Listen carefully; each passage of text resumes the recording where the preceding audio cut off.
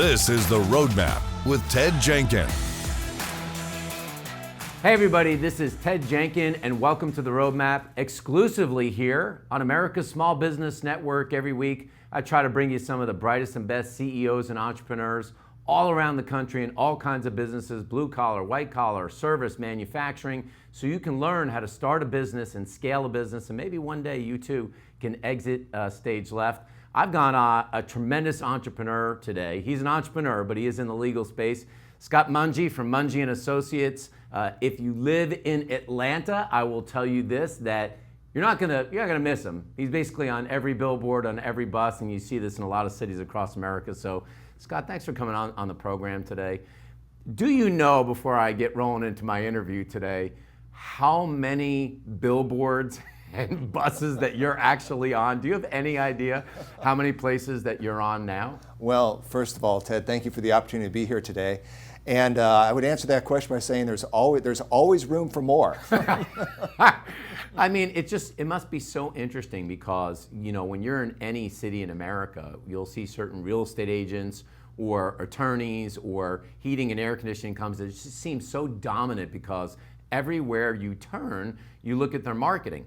How do you decide with $1 of marketing about what's important for ROI, which a lot of business owners look at, the return on investment, versus the branding? So one day somebody has an accident or something happens and they go, I've got to call Monge. How do you decide that as a business owner? Well, the old joke is half my marketing works and half doesn't. I just don't know which half is half.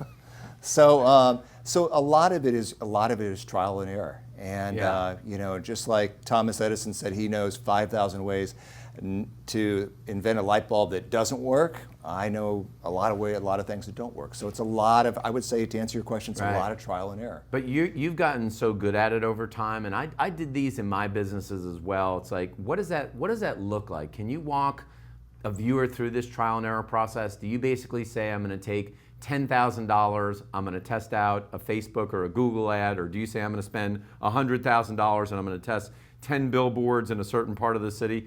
How do the metrics and how do you track it? How does that work in your business? Yeah, it's really hard to track. And there's things that are, there's things for marketing that you do for branding, and there's things that you do to also generate clients. And ideally it takes some of both.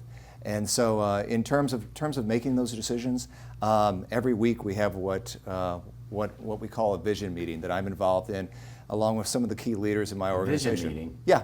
And we do a vision meeting, and we look every week in terms of what we're doing, and we track everything by what we're doing in terms of acquisition cost, how much does it cost per each client, and how does that compare to other things, to make sure that we're making the most efficient use of our resources and we're not squandering any resources on something that's not being effective. Yeah, I want to say in advance, I feel for you. And the reason I feel for you is that when you become a successful business owner, you get on every email list. You get on, every person that's selling advertising or marketing calls you up. Everybody that's got a charity wants you to donate $10,000.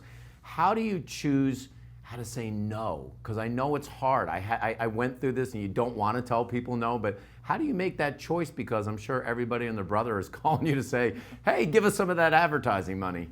Yeah, well, first of all, it's not easy. And you know, a lot of it, I feel like I don't really need to make those decisions. My practice has come a long way. You know, when I was born, advertising for lawyers was not even legal. It wasn't until 1976, and even then, it took a long time to really get mainstream. Right. And so, to answer your question, as far as how do you decide in terms of the allocation, a lot of it is just tracking things as best you can, as far as what's working and what's you know, and what's working the best, and just allocating the resources to those areas that are going to have the greatest rate of return. So your business is a contingency fee model type business. Can you tell people like what that looks like? 'Cause a lot of people see these injury attorneys that may be on a billboard, or I know some people try longer cases when you see things like Roundup and weeds that may, you know, something may have killed people. How does that process work? Does it typically you get a case and then it settles in 60 days or 300 days? How does that process work? So the way it works is there's no fees or costs unless you actually win your case and you get a result. So One of the great advantages of that is it levels the playing field, and it provides an opportunity for people that do not have the resources of the top 1% to Right. get top legal talent representing them. And so it helps balance the scales of justice and give everyone an equal opportunity to be heard, to have their voice heard. I love that term, balance the scales of justice, because it's true, because an attorney might normally cost $500 or even $1,000 an hour. Most people can't afford that, but if you can win the case, it can be a win-win situation. But it does lead me to my question about this business model as a whole. If I have to bring on 20 clients and I don't make any money today, and I could make money in 90 days, in some cases, I guess in this business it takes years, how do you finance it? How do you keep the cash flow going until you have the business if you start this kind of business? Yeah, it takes time. It takes time to build up, to scale, and with the cases, there are cases that I finance with my own money, and Right. so you really want to invest in the cases that you believe in and help people wherever you can. But in the legal field, I know there are companies like Counsel Financial and other big companies that they may fund a lawyer with $1 million or more. It's almost seed money.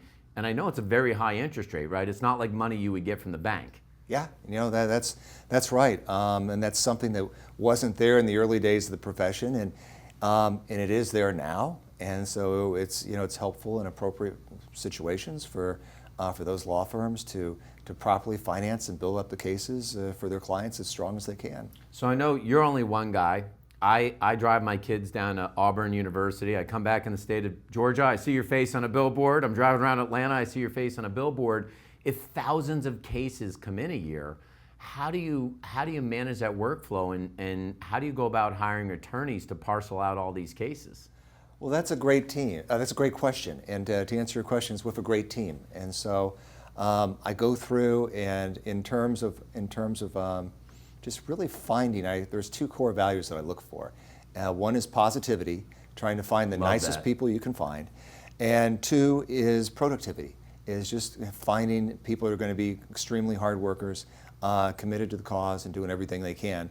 Our mission is to make good things happen for other people, and so that's what we believe what we do. Has it been hard with COVID and just in general as you go to the firm to just find talent in general? With unemployment being at 3.5%, it's the lowest it's been since the 50s, if you will. There's 10 million open jobs that are out there. COVID struck, people were working from home, and now you have to drag some of them back into the office. Is it hard to find talent today and hard to retain it? Yeah, that's a great question. And to answer your question, I think it's always been hard. But in the words of Les Brown, there's always room at the top. It's the bottom that's overcrowded. Right, exactly. And it's just, according to the U.S. Department of Labor, 6 months after someone is hired, on average, they are no longer at that position anymore, which is an astounding statistic. Wow. And so I think a lot of it is a law of averages. And I think that we're all in the recruiting business. We're all looking for the best talent we can find, wherever we can find it. And it's not just a matter of having necessarily the education or the experience, but it's a matter of having the right attitude and aptitude. And there was a great book by Angela Duckworth called Grit, and it talked about what makes people succeed. And the conclusion that she came to was this quality of grit, that no matter what life throws at you, how hard it is, those that have that quality where they see the lessons in failure, get used to overcoming challenges, hardship, and adversity, are the ones that generally succeed. I love that. I used to tell people in my company that the job of problem maker is filled. Yes. The job of problem solver, it's open. We have lots of openings for that. Because a lot of people come to work and they want to grow their careers. And do you do special things to try to retain the talent? How do you keep the culture at your firm to retain the talent? Yeah, and it's so funny you should say that, because just yesterday, as a matter of fact, we had sent a link to our team, and the title was "Pressure is a Privilege." And it talked about exactly what you were talking about just now, Ted, which, as far as the title is, elite problem solver, and just having the expectation that life is hard, there's going to be challenges, and every day there's going to be things that don't go according to plan. But realizing that we are in this position and we're in this place and with an ability to do something about it, right, and to help other people along the way. And to your question, as far as attracting the talent, I think you want to go through, and really what I look for are systems and procedures that will naturally reward performance. Yes. And so that's what I'm looking for, because I always want to, that way it just is a naturally self-correcting process. The legal industry has changed a lot in this sense that there was a time where the only people that could own law firms were lawyers. Like, you literally had to be a JD, or by law, you could not own a law firm. Now, my understanding is that it started in the District of Columbia that changed the rules, and there are states now like Arizona that are now allowing non-lawyer firms to own law firms. Is that the trend that's happening in the industry? Yeah, that's a great point, and it's on a state-by-state basis. In those places you mentioned, and some others. And that's the great thing about our system, is you can experiment those things. And I think it provides a great opportunity to bring other talented people into the legal industry. Yeah, because I wonder, you spend all this money. I think you built a world-class brand. I really do. But I know I did that myself in my business, and part of the value of a business is not only the revenues, and it's not only the EBITDA or the cash flows, but there's the goodwill of the brand. And how would you think about selling this business one day if you sold it at all? Do you have to find another high-powered lawyer that's in the personal injury space? How does that work? Yeah, that's a great question. It's a challenging one to answer. Our state Supreme Court had issued a case which said that it's almost impossible to evaluate a contingency practice. So really? it is very difficult. Just because cases come in and because you don't know how they're going to settle, everything is 1 year of revenue at a time. It's really like the revenue may not even be 1 year, just maybe what's going to happen the next 6 months. Sure. Is it predicated on caseload? That's one of the considerations, for sure. That's one of the considerations. But anyway, but people come up with systems and procedures and they figure it out.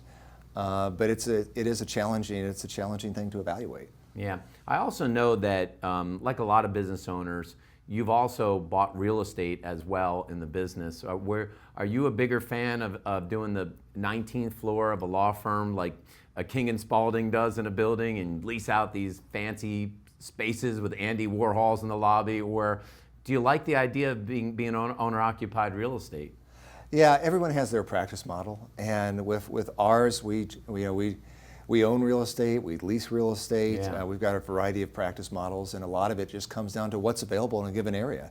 Is there something for sale, or is there something for lease?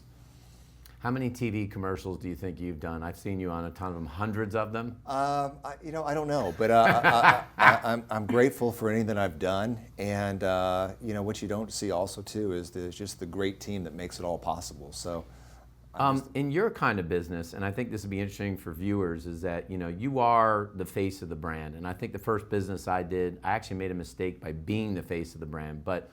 Not saying, and we hope this never happens, that you went down for some reason, but if you did, could the company still run? Could it run given that you're the face of the brand everywhere? Yeah, so we have a succession plan, and I'm surrounded by a great team of talented people, and so if anything ever happens to me, it would go on just fine. On the other side of this, just knowing how much you branded, do you go out to dinner and people just notice you where you are and say, get people that give you the cross eyes, like they think they know you from somewhere just from seeing your face so much on every bus, every billboard, everywhere you go? Sometimes yes, sometimes no. What's more important to me is that I am in the role that I can be the greatest service and add the most value. Yeah. I want to know, there's a final question in here. I feel like one of the things we want to expose our viewers to more is how you maintain peak performance. Because every entrepreneur, it's not just about growing your business, but it's like, how do I have that optimism, energy, enthusiasm to go make it happen every day? Are there things you do to try to keep yourself at just peak performance in general? Yeah, in terms of peak performance, I think a lot of it is inspecting what you expect. I love that. What gets measured is what gets results. And so in terms of a team, because my organization would not exist without my team.